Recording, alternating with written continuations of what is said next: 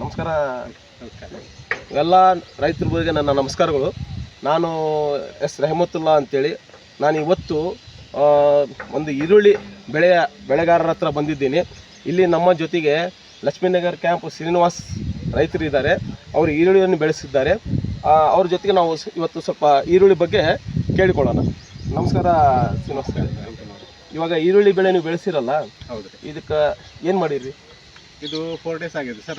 ಇಮ್ಡಾ 40%, Regent 40% ಸಿಗ್ತದಲ್ಲ ನಮ್ಮ ಮಾರ್ಕೆಟ್ದಲ್ಲಿ, police ಅಂತ ಬರ್ತದಲ್ಲ, ಅದು ಪ್ಲಸ್ ಅವತಾರು ಬೆಳೆಸಿದ್ವಿ. ಇದು ಸ್ವಲ್ಪ ಈಗ ಟೆಂಪರೇಚರ್ ಜಾಸ್ತಿ ಅಲ್ಲ, ಇನ್ನು ಸ್ವಲ್ಪ ರಿಸಲ್ಟ್ ಬರೋಕ್ಕಿಂತ 3-4 ದಿನ ಬೇಕಾಗ್ತ ಅನಿಸ್ತದೆ. ಒಟ್ಟು ಆವತ್ತಿನಿಂದ ಕಂಪೇರ್ ಮಾಡಿದರೆ ಪರವಾಗಿಲ್ಲ ಅನಿಸ್ತದೆ. ಅದು ನಮ್ಮ ಶ್ರೀನಿವಾಸ್ ಅವರು ಈ ಈರುಳ್ಳಿ ಬೆಳೆಗೆ ಮೇಲೆ ಗರಿ ಕೆಂಪುವಾಗಿ ಮುದುರು ಎಂಬುದು ಸ್ಟಾರ್ಟ್ ಆಗಿತ್ತು. ಇದಕ್ಕೆ ಇಮಿಡಾ, ಕ್ಲೋಪ್ರೈಟ್ ಮತ್ತು ಪಿಪ್ರೋನಿಲ್ ಅನ್ನು ತೊಗೊಂಬಂದು ಸ್ಪ್ರೇ ಮಾಡಿದ್ದಾರೆ. ಜೊತೆಗೆ ರೋಗ ಬರಬಾರ್ದು ಅಂತೇಳಿ ಅವತಾರನ್ನು ಸ್ಪ್ರೇ ಮಾಡಿದ್ದಾರೆ.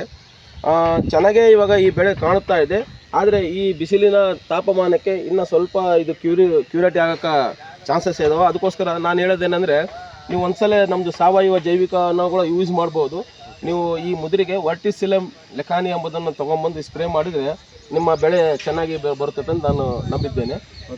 ಎಲ್ಲ ರೈತರಲ್ಲಿ ವಿನಂತಿ ಏನಂದರೆ, ಈರುಳ್ಳಿ ಬೆಳೆಯಿರುವ ಬೆಳೆಗಾರರಲ್ಲಿ ಈ ರೀತಿ ಮುದುರು ಬಂದಾಗ ತಾವು ಕೆಮಿಕಲ್ ಜೊತೆಗೆ ಬಯಾಲಜಿಕಲ್ ಜೈವಿಕ ಔಷಧಿಗಳು ಸಿಗುತ್ತವೆ, ಅದನ್ನು ಕೂಡ ತಾವು ಬಂದು ಸ್ಪ್ರೇ ಮಾಡಬೇಕಂತೇಳಿ ತಮ್ಮಲ್ಲಿ ಕೇಳ್ತಿದ್ದೇನೆ. ಇಂತಿ ಧನ್ಯವಾದಗಳು ಅಂತ.